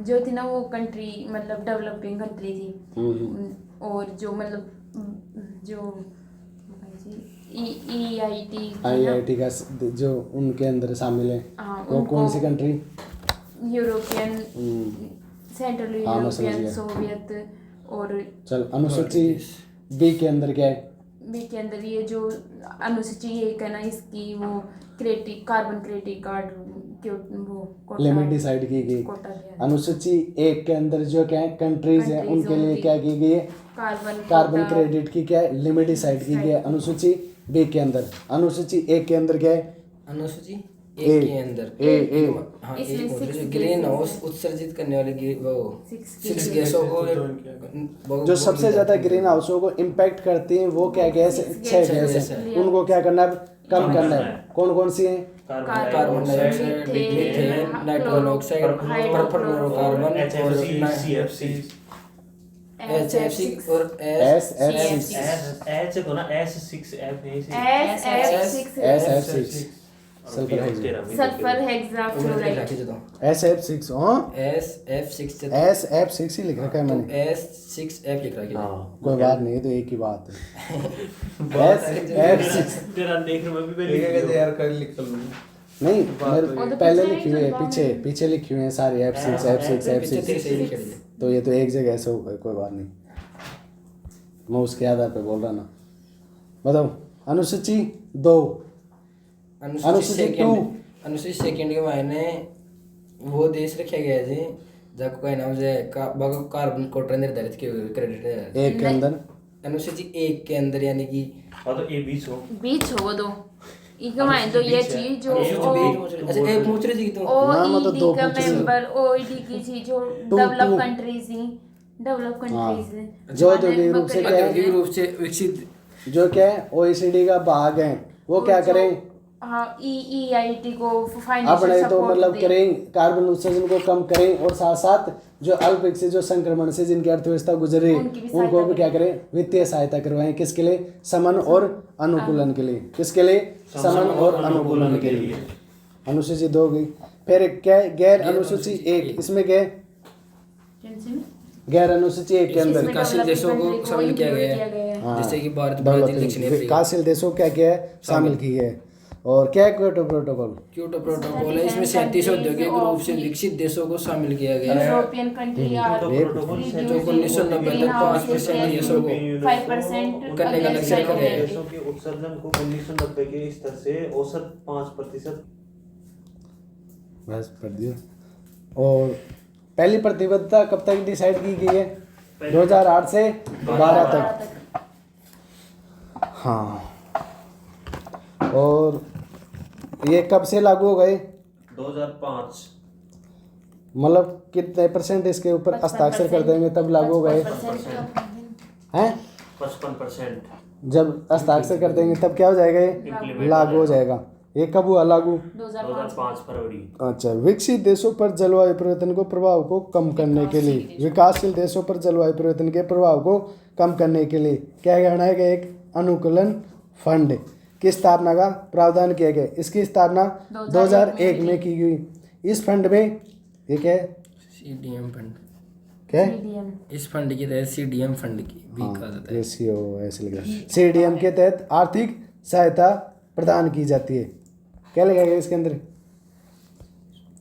कि विकासशील देशों पर जलवायु परिवर्तन के प्रभाव को क्या करना है, कम करने के लिए अनुकूलन क्या बनाया गया, एक फंड बनाया गया। इसकी स्थापना का प्रावधान किया गया। इसकी स्थापना का 2001 में की गई इस फंड की, जो कि है CDM के तहत आर्थिक क्या प्रदान कराएगी, सहायता। CDM के अंदर क्या होंगे, पैसे होंगे। क्या होंगे? पैसे होंगे। जो किसको पैसे दिए जाएंगे? विकासशील देशों को क्या करने के लिए, कार्बन को एमिशन कम करने के लिए क्या दिए जाएंगे, पैसे दिए जाएंगे। CDM के तहत क्या दिए जाएंगे, अनुकूलन फंड है ये, जिसके तहत किसको दिए जाएंगे पैसे, विकासशील देशों को। किस लिए दिए जाएंगे? कार्बन की उत्सर्जन, जलवायु परिवर्तन के प्रभाव को कम करने के लिए ये क्या दिए जाएंगे, पैसे दिए जाएंगे। किनको दिए जाएंगे? विकासशील देशों को। अब क्या है, द्वितीय प्रतिबद्धता अवधि। अब द्वितीय प्रतिबद्धता अवधि 2013 से 2020 तक की क्यों स्टार्ट हुई? क्योंकि ये फर्स्ट थी 2008 से 2012 के बीच में। हाँ, 2008 से 2012 थी। जैसे 2012 में समाप्त हुई तो उसने क्या डिसाइड किया? दूसरी प्रतिबद्धता अवधि कहाँ से स्टार्ट की? 2013 से 2020 के अंदर ये टारगेट डिसाइड किए गए। अब इसके अंदर जापान, न्यूजीलैंड, रूस आदि देश द्वितीय प्रतिबद्धता अवधि से क्या हो गए, पीछे हट गए कि हम तो इसके अंदर शामिल नहीं होंगे। क्यों नहीं होंगे? क्या प्रॉब्लम फेस करनी पड़ी इनको? इनको जो इमिशन है वो रोक नहीं पा रहे। ये उत्सर्जन कम हुआ, कार्बन कम उत्सर्जन किया तो फिर उनका उत्पादन कम हुआ तो पीछे चले गए। हाँ, इन्होंने क्या किया? अब क्या है, 1990 से भी 5% क्या करना है, कार्बन कम उत्सर्जित करना है। ग्रीन हाउस गैसें क्या करनी है, कम उत्सर्जित करनी है। लेकिन उद्योगों के कारण इनके ग्रीन हाउसों का उत्सर्जन क्या होता है, ज़्यादा। अरे इन्होंने क्या कर दिया, साइन। अब क्या हो रहा है इनको प्रॉब्लम कि अब ये उत्पादन बढ़ाना चाहते हैं लेकिन बढ़ा नहीं पाते, क्योंकि बढ़ाएंगे तो क्या होगा, कार्बन ज़्यादा उत्सर्जन होगा। किससे? 1990 के बेस ईयर से भी बहुत ज़्यादा होगा। अब ये क्या करें कि यार ना ना ना, हमारा तो क्या हो रहा है, अब विकास बाधित हो रहा है इससे। इसलिए बोल रहे हैं कि हम जापान, न्यूजीलैंड और रूस आदि द्वितीय प्रतिबद्धता अवधि से क्या हो गए, पीछे हट गए कि हम तो ना ना ना, ये खेल हम नहीं खेलेंगे, ये क्या करो तुम ही खेलो। 2012 में कनाडा भी पूरी तरीके से इस समझौते से क्या हो गया, 12 में। थोड़ी देर बाद में क्या ही कनाडा ने भी क्या खाई, चोट खाई। लेकिन ये चोट ठीक थी, इसमें पीछे हटने की वो कोई नौबत नहीं थी। क्या अपनी अनुकूलता के लिए, क्या सतत विकास के लिए, अपने सुनहरे भविष्य के लिए क्या किया गया था, ये एग्रीमेंट किया गया था।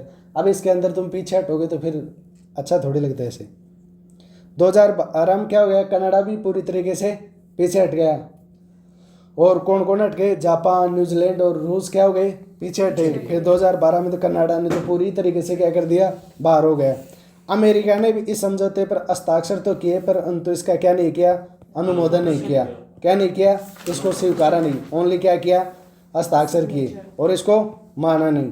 क्या करें, अब अनुमोदन नहीं किया है तो क्या करें, 1990 के बेस ईयर से भी क्या करें, ज़्यादा कार्बन का क्या करते हैं, एमिशन कर रहे हैं। क्या करें, एमिशन कर रहे हैं। जब भी कोई विधेयक आता है किसके अंदर, अब जैसे वह कभी लाया तो ये कोई मंत्री लाएगा, फिर मंत्री जैसे ही बोलेगा उसके ऊपर जैसे ही इसको पार्लियामेंट के अंदर पारित किया जाएगा, बाद के अंदर जैसे ही लाया, फिर बाद के अंदर जो दूसरे होते हैं ना 4-5 को उठाया जाता है और वो बोलते हैं कि मैं इसका क्या करता हूँ, अनुमोदन करता हूँ, मैं क्या करता हूँ, इसका समर्थन करता हूँ।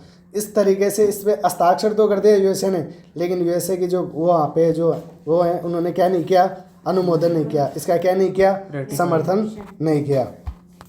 अमेरिका ने इस समझौते पर हस्ताक्षर तो किए परंतु इसका नहीं किया, अनुमोदन नहीं किया। क्या है, द्वितीय प्रतिबद्धता कब से हुई, 2013 से 2020 के अंदर। इसके अंदर रूस और कनाडा और जापान और न्यूजीलैंड पूर्ण तरीके से क्या हो गए, बाहर हो गए। कनाडा तो 2012 के अंदर पूर्ण तरीके। अमेरिका ने क्या बोला कि मैं इसमें हस्ताक्षर तो कर रहा हूँ लेकिन मैं इसका अनुमोदन नहीं करता। फिर क्योटो प्रोटोकॉल को लचीला बनाने के लिए अब ये पीछे क्या हटने लगे, लोग क्या होने लगे, पीछे हटने लगे। तो क्या क्या है कि क्योटो प्रोटोकॉल को थोड़ा सा क्या बनाओ, लचीला बनाओ। क्या बनाओ, लचीला बनाओ। अब तुमने सीधी सी क्या डिसाइड कर दी, कार्बन क्रेडिट डिसाइड कर दी कि ये लोग इतना ही क्या कर सकते हैं, कार्बन इमिशन करें, लेकिन उनका क्या हो रहा है, ज़्यादा हो रहा है।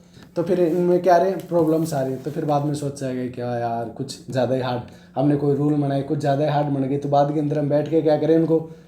एक तो क्या है कि इतने ज़्यादा हार्ड रूल नहीं बनाए जिनसे क्या हो, उनको लागू ही ना करे कोई लोग। इससे अच्छा है कि थोड़ा सा क्या कर ले, कम कर ले, क्या कर ले, कम कर ले, जिससे क्या हो वो लागू तो हो जाए।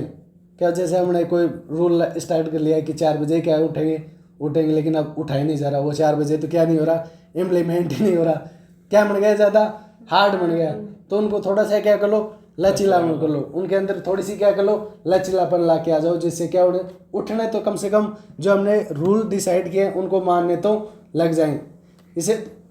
इसके अवमानना से तो अच्छा ये है कि उनको क्या कर लो, थोड़ा कम कर लो, लेकिन जिससे क्या उनकी मान्यता तो बढ़े। इसलिए क्या किया है, क्योटो प्रोटोकॉल के अंदर लचीला बनाने के लिए क्या किए गए, प्रावधान किए गए। हाँ, अब क्या है ये IIT, अंतर्राष्ट्रीय उत्सर्जन व्यापार, इंटरनेशनल इमिशन ट्रेडिंग, ये IIT। हाँ IET, क्या है IET, क्या है इंटरनेशनल इमिशन ट्रेडिंग, सेम है EIT हाँ, और IET दोनों से ही इमिशन। EIT जो EIT था या IIT था, पीछे EIT पीछे EIT जो और अड़े से IET फिर दूसरा होगा। यो उत्सर्जन व्यापार से रियो।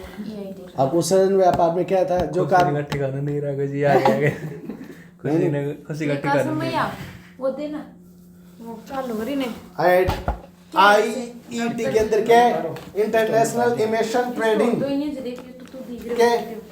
अब जो कार्बन की क्या की गई थी, डिसाइड किया गया था, क्या डिसाइड की गई थी, 24 पकड़ दे ना, अरे भैया ठंड लग रही है। कार्बन की क्या की गई थी, ट्रेडिंग। अरे कार्बन की ट्रेडिंग की गई थी भाई साहब। उसके अंदर पहले क्या डिसाइड किया, लिमिट की गई थी, किसमें, लिमिट IET की में। गई अनुसूची भी बताओ मेरे को।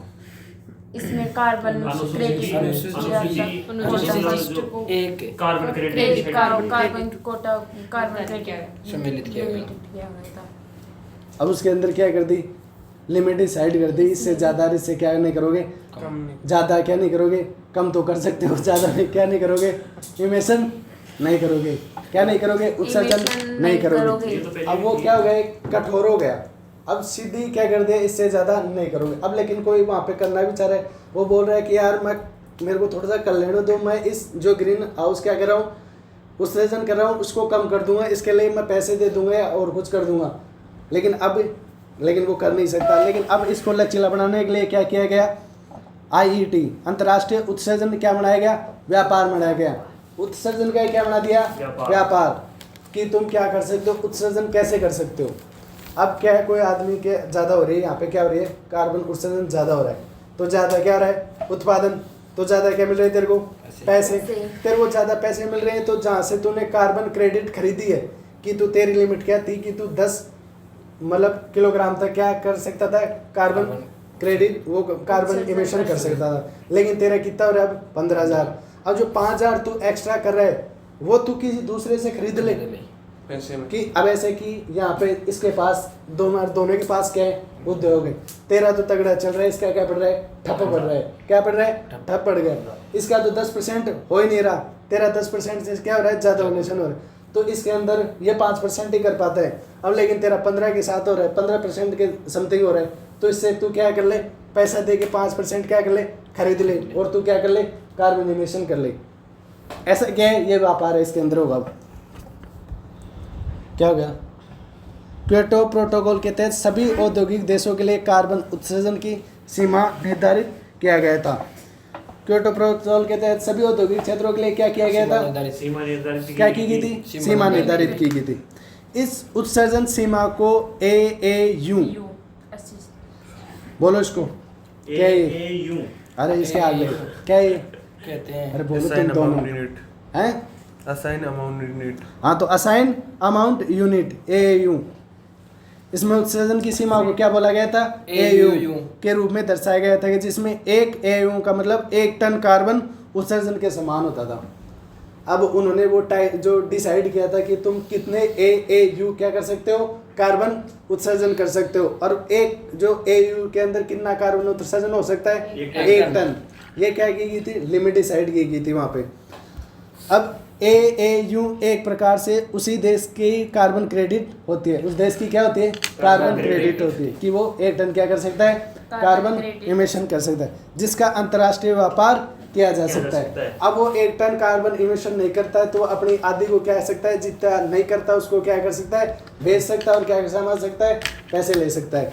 और दूसरा क्या कर लेगा? इसके बदले के अंदर ज़्यादा कार्बन इमिशन कर लेगा। कहीं थूक रहा, हाँ थूका तो कहीं मत मुंडा में लीच के थूके हैं क्या? में लीजिए, गोली से देखा हम्म। देखा जी, देखा थूके। अरे बाबू गोली से वाह हाँ, तो चिकम की कौन है यार? अरे तो थूका चिकम तो बनाया, बोलती तो कल्याण भी चिकम बनाया। ए मैं वन को अरे पता चिकम बनाया दे यार यार। तो थूका हो तो क्यों जा थूका? मक्खन कौन अरे बा ऑरेंज पिंक कलर की है, ओरिजिनल बनाया। जा थूका। कुछ प्रावधान क्योटो प्रोटोकॉल को लचीला बनाने के लिए क्या किए गए प्रावधान? पहला क्या है? IET, अंतर्राष्ट्रीय उत्सर्जन व्यापार, इंटरनेशनल इमिशन ट्रेडिंग। अब क्योटो प्रोटोकॉल के तहत सभी औद्योगिक लोग के लिए क्या कर दिया गया था? कार्बन क्रेडिट की क्या कर दी गई थी? सीमा निर्धारित कर दी गई थी। क्या कर दी गई थी? अब उसके अंदर क्या AAU के अंदर क्या किया गया था? यूनिट। एक AAU के अंदर कितना टन होता है? 1 टन कार्बन उत्सर्जन कर सकते हैं। उसकी ये क्या होती थी? कार्बन क्रेडिट होता था। ये क्या होती थी? Carbon credit. एक प्रकार से उस देश की क्या होती थी? कार्बन क्रेडिट, जिसका अंतर्राष्ट्रीय व्यापार किया जा सकता है। अगर कोई 1 टन से कम क्या करता है? उत्सर्जन करता है, तो वो दूसरे उद्योग वालों को क्या कर सकता है? बेच सकता है। वह देश जिसका कार्बन उत्सर्जन उसकी तय सीमा से कम है, तो वह अपने बचे हुए कार्बन क्रेडिट को उन देशों को बेच सकता है जिसका उत्सर्जन उनकी तय सीमा से क्या होता है? ज़्यादा होता है। ज़्यादा होता है। इतनी देर की यही बात बोल रहे थे। क्या किन को बेच सकता है? जिनका क्या कार्बन उत्सर्जन कम होता है, वो अपने बचे हुए कार्बन उत्सर्जन को क्या बेच, कार्बन क्रेडिट को कहाँ पे बेच सकता है? उन देशों जिनका को बेच सकता है जहाँ पे ज़्यादा होता है। कार्बन उत्सर्जन क्या है? ज़्यादा है। इसके बदले में क्या दिए जाएंगे? पैसे दिए जाते हैं। अब ये क्या है? जैसे एक है, इसमें बेचने का तरीका क्या है? Joint implementation mechanism. क्या है? मैकेनिज्म कैसे? Joint implementation. जॉइंट क्या है? इम्प्लीमेंटेशन क्या है? मैकेनिज्म है। जिम क्या है? जिम। अब इसमें जॉइंट इम्प्लीमेंटेशन मैकेनिज्म क्या था इसके अंदर? ये एक लचीली परियोजना आधारित क्या है? व्यवस्था है। कौन सी है? लचीली है। इसके अंतर्गत कोई एक अनुसूची एक देश, किसमें? अनुसूची 1 के अंदर क्या है? कोई देश है, किसी दूसरी अनुसूची 1 के देश के कार्बन को उत्सर्जन कम करने वाली या कार्बन अवशोषण बढ़ाने वाली परियोजना में क्या कर सकता है? निवेश कर सकता है। इन परियोजनाओं के माध्यम से बचत किए गए कार्बन क्रेडिट को उन देशों के मध्य उनके योगदान के अनुसार क्या दिया जाएगा? वितरित कर दिया जाएगा।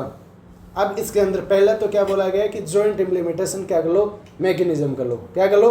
जॉइंट। अब इसमें क्या है? एक लचीली परियोजना है, जिसके अंदर अब देखो क्या है? कोई अनुसूची 1 के अंदर क्या है? अनुसूची 1 के अंदर कौन से देश है?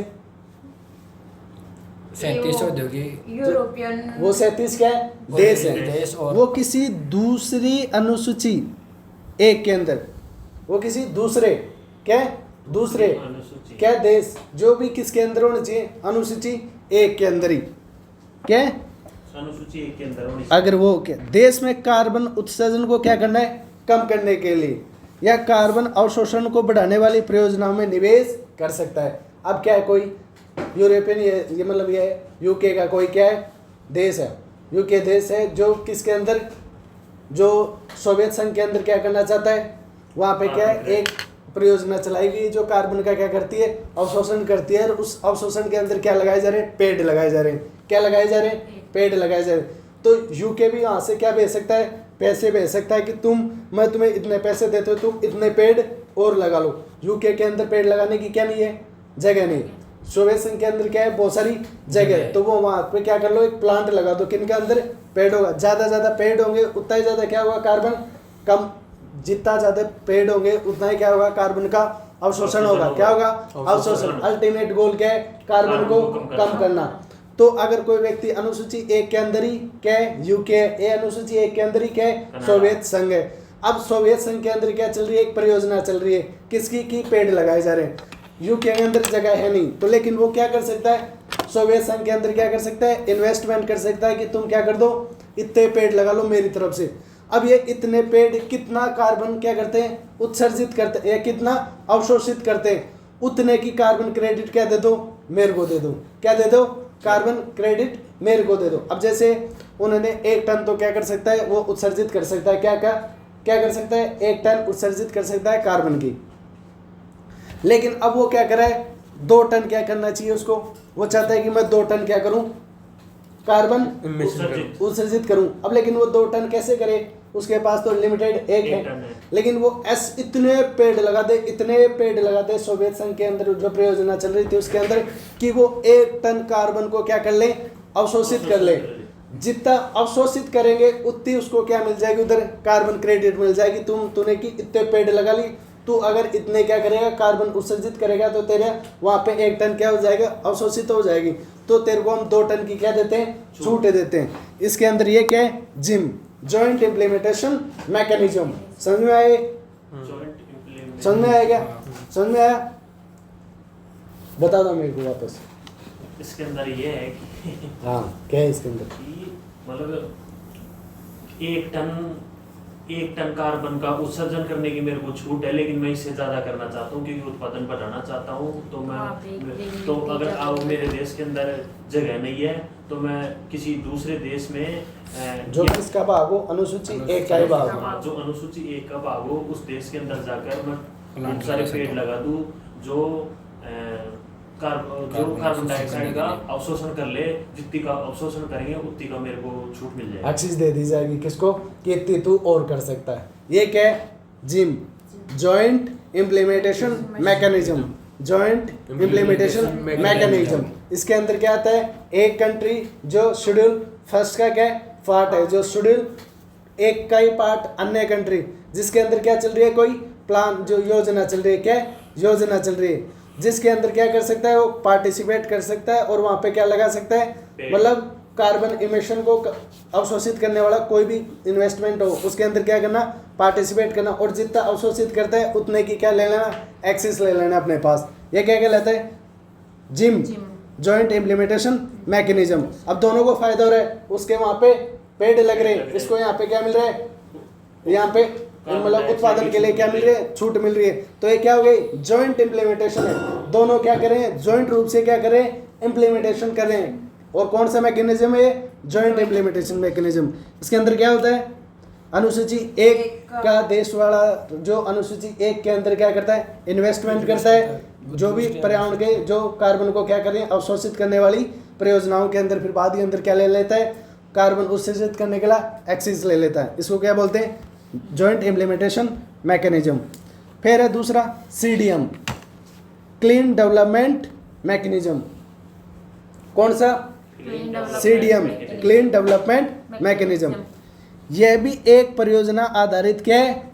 व्यवस्था है जिसके अंतर्गत अनुसूची 1 देश किसी नॉन अनुसूची 1 देश में कार्बन उत्सर्जन कम करने वाली या कार्बन अवशोषण बढ़ाने वाली परियोजनाओं में क्या कर सकता है, निवेश कर सकता है। इन परियोजनाओं के माध्यम से बचत किए गए कार्बन क्रेडिट को उन देशों के मध्य योगदान के अनुसार वितरित कर दिया जाता है। CDM प्राप्त करता देश हैं, जैसे चीन क्या कर रहा है 60%, भारत क्या कर रहा है 14%, ब्राज़ील 7%। अब ये क्या बोल रहे हैं, पहले तो क्या कर रहे थे, ओनली अनुसूची 1 वाला अनुसूची 1 के अंदर, अब क्या है अनुसूची 1 वाला गैर अनुसूची 1 के अंदर क्या कर सकता है, अवशोषण वाली अगर कोई परियोजना चल रही है तो उसके अंदर क्या कर सकता है, इन्वेस्टमेंट कर सकता है। और उसके बदले में क्या मिल जाएगी, उसकी कार्बन की एक्सिस मिल जाएगी। क्या मिल जाएगी, कार्बन की एक्सिस। इसे क्या बोलते हैं, CDM, clean development mechanism, clean development mechanism, clean development mechanism, clean development mechanism. Gym क्या है, अब जॉइंट CDM क्या है, इम्प्लीमेंटेशन मैकेनिज्म। CDM क्या है जिम बताओ ना, CDM बता, इसमें तो शो है। इतनी जोर से गला फाड़ रहा हूँ, तुम्हें नींद भी कैसे आ गई। जिम बताओ ना, ये एक परियोजना है। ये अनुसूची 1 और गैर अनुसूची 1 में, हाँ, ये अनुसूची 1 और गैर अनुसूची 1 में कार्बन उत्सर्जन को कम करने वाली परियोजना में निवेश कर सकते हैं। अब लोग मैं वापस रिवीजन करवा देता हूँ इसका, किसका, क्योटो प्रोटोकॉल का। UNFCCC क्या करवा दूँ पूरा ही, UNFCCC के ग्रीन हाउस गैसों को उत्सर्जन को कम करने के लिए जो मानवीय गतिविधियों के कारण क्या हो रहा है, ग्रीन हाउस गैसों का उत्सर्जन हो रहा है, उनको कम करने के लिए क्या किया गया, एक सम्मेलन बुलाया गया। क्या बुलाया गया, सम्मेलन बुलाया गया, जिसके अंदर कब किया गया, 1992 के अंदर। इसके अंदर क्या किया गया, सिग्नेचर 1992 किया है ना इसका। वो तो सिग्नेचर तो 1992 के अंदर किया गया। फिर बाद के अंदर यहाँ पे क्या किया, 21 मार्च 1994 को इसको क्या किया, इम्प्लीमेंट किया गया। अब इसके अंदर जो इमिशन को कैसे कम हो, ये इमिशन कैसे कम हो, इसके लिए क्या की गई, कॉन्फ्रेंस ऑफ पार्टीज। ये मतलब धीरे धीरे ऐसे उनको क्या कॉन्फ्रेंस ऑफ पार्टीज बुलाई जाती हैं। जो पहली कॉन्फ्रेंस ऑफ COP कब बुलाई गई, 1995 के अंदर, 1900 बर्लिन जर्मनी के अंदर। 1996 के अंदर कहाँ पे बुलाई गई, स्विट्जरलैंड जिनेवा के अंदर। 1997 के अंदर कहाँ पे बुलाई जा रही है, क्योटो प्रोटोकॉल मतलब जापान के अंदर। क्या है क्योटो प्रोटोकॉल, जो जापान के शहर क्योटो प्रोटोकॉल में जो घोषणा पत्र जारी हुआ उसे क्या बोलते हैं, क्योटो प्रोटोकॉल। अब इस क्योटो प्रोटोकॉल के अंदर क्या क्या डिसाइड किया गया, इसके अंदर क्या है, अनुसूची 1 अनुसूची 1, इसके अंदर क्या है, इसके अंदर वो 6 क्या गैस डिसाइड, जो ग्रीन हाउस गैसों का उत्सर्जन ज्यादा करते हैं उनका क्या करना है, कम करना है। उनको किस में डिसाइड किया गया, 1 के अंदर, अनुसूची 1। और अनुसूची B के अंदर किसको डिसाइड किया गया, जो कार्बन क्रेडिट, जो अनुसूची 1 के अंदर जो देश है उनको कितना कार्बन क्रेडिट दिया जाता है, वो किसके अंदर है, अनुसूची B के अंदर। अनुसूची 1 के अंदर कौन कौन से देश हैं, सभी बाल्टिक देश, यूरोपियन यूनियन, मध्य और पूर्वी देश और सोवियत यूनियन के सभी 37 देश इसके अंदर क्या है, शामिल है। फिर अनुसूची B2 के अंदर किसको शामिल किया गया, विकसित देशों को शामिल जो विकसित देश क्या है, जो विकसित देश जो अपना क्या कर सकते हैं, औद्योगिक रूप से क्या है, डेवलप है, जो अपना तो कार्बन उत्सर्जन कम करेंगे, साथ साथ जो आज जो संक्रमण से जिनकी अर्थव्यवस्था गुजर रही है उनका भी क्या करेंगे, कार्बन इमिशन को क्या करेंगे, कम करेंगे। क्या करेंगे, समन और अनुकूलन में क्या करेंगे, इन्वेस्टमेंट करेंगे। फिर क्या है, क्योटो प्रोटोकॉल। फिर गैर अनुसूची है, उसके अंदर क्या है, विकासशील देश क्या करेंगे, शामिल, इनको विकासशील देशों के अंदर शामिल किया गया है, जो जैसे चीन, ब्राजील और चाइना, ये सारे हैं इसके अंदर। और फिर बात करें क्योटो प्रोटोकॉल है क्या, अगर एक शब्द के 2-3 लाइनों में अंदर क्योटो प्रोटोकॉल को बताएं तो क्या है, विकसित औद्योगिक रूप से विकसित और 37 देश जो क्या है, OECD का क्या है, भाग है, और EIT का क्या है, भाग, जो संक्रमण से जिनकी अर्थव्यवस्था गुजर रही है वो क्या करे, टारगेट डिसाइड करें, किसके लिए, कार्बन के इमिशन के लिए, कम करने के लिए। कब के स्तर से, 1990 के भी 5% से कम क्या करें, कार्बन इमिशन कम करें। ये क्या है, क्योटो प्रोटोकॉल है। क्या है, क्योटो प्रोटोकॉल है। ये कब हस्ताक्षर के लिए जारी किया गया, 1997 में ही कर दिया, लेकिन बाद के अंदर इनके लागू कब होगा, जिसके ऊपर 55% जो कार्बन उत्सर्जन करने वाले वो देश क्या कर दे, सिग्नेचर कर दे, बाद में क्या हो जाएगा, इम्प्लीमेंट हो जाएगा। क्या हो जाएगा, जो जाके कहाँ पे हुआ, 2005 के अंदर जाके क्या हुआ, लागू हुआ। क्या हुआ, लागू हुआ, इम्प्लीमेंट हुआ। फिर बाद के अंदर क्या है, लागू हुआ, बाद के अंदर लागू हुआ। हाँ, बात करें क्या हुआ, फिर क्या है, अनुसूची 1 आती है ना, फिर बाद के अंदर ये तो होगा, फिर अनुसूची 2 क्योटो प्रोटोकॉल। फिर इसकी प्रथम प्रतिबद्धता कब सुनिश्चित की गई, 2008 से 2012। द्वितीय प्रतिबद्धता 2013 से 20। इसके अंदर कौन कौन पीछे हट गए, जापान, रूस और न्यूजीलैंड तो हट गए। फिर कनाडा 2013 के अंदर पूर्ण, 12 के अंदर या 13 के अंदर क्या हो गया, पूर्णतः बाहर हो गया। फिर बाद में अमेरिका ने क्या किया, इसके हस्ताक्षर किया, अनुमोदन नहीं किया। अब क्योटो प्रोटोकॉल को क्या बनाया जाने की आवश्यकता पड़ी, लचीला। जब जैसे बाहर जाने लगे तो इसको क्या किया गया, लचीला बनाया गया। IIT अंतर्राष्ट्रीय emission trading, international emission trading, अंतर्राष्ट्रीय उत्सर्जन व्यापार। क्या किया गया, उत्सर्जन व्यापार के अंदर जो क्या करें, औद्योगिक 1 AU के अंदर कितना टन होता है, 1 टन। ये क्या है, उस देश की कार्बन क्रेडिट। क्या है, कार्बन क्रेडिट। वह देश कितनी सीमा तक तुम कार्बन क्रेडिट, कितनी सीमा तक तुम कार्बन उत्सर्जन कर सकते हो, जितनी सीमा तुम्हें, जितना सीमा तुम्हें तय की गई उतने ही क्या क्या कर सकते हो, कार्बन। उससे ज्यादा करना हो तो आप 2 चीजें आपके पास, 2 ऑप्शन है। एक तो आप जिम में इन्वेस्टमेंट कर सकते हो, या क्या कर सकते हो, CDM के अंदर। जिम में इन्वेस्टमेंट करना होगा तो अनुसूची 1 वाले अनुसूची 1 के अंदर ही करेंगे। उनके प्रयोजन क्या करेंगे, इन्वेस्टमेंट करेंगे, जिससे इन्वेस्टमेंट में जितना वो कार्बन को क्या कर सकते हैं, अवशोषण कर ले, उसकी उपज में क्या कर दिया जाएगा, उनको कार्बन क्रेडिट दे दी जाएगी। और फिर बाद में CDM के अंदर अनुसूची 1 वाले गैर अनुसूची 1 के अंदर क्या कर सकते हैं, देश वालों के अंदर क्या कर सकते हैं, परियोजनाओं में पार्टिसिपेशन कर सकते हैं, जहाँ पे जितना कार्बन क्या करेंगे, अवशोषण कर देंगे, उतने उपज में क्या मिलेगा, उनको कार्बन क्रेडिट मिलेगी। फिर बाद के अंदर वो कर सकते हैं। बस इतना ही आज।